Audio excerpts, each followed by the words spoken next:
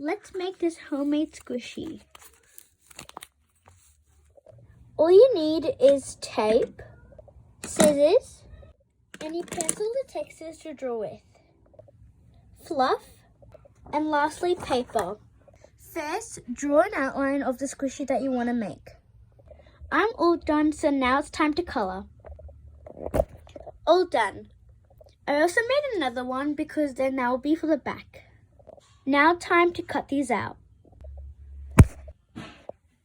All done. Now let's tape them together. Only tape up to here, just around there, up to here, so then you can put the fluff in through the top. Now we have a little pocket. Let's fill it up with the fluff. Now let's tape it shut. Now that is all done, now we're going to tape the front of it and the back of it. Now we're all done. It's so fun and squishy. Hope you guys enjoyed this video. Make sure to like, subscribe so you don't miss any of the other videos I post. By the way, this is not originally my idea. So many other people have done this, so you should go check them out too. Bye!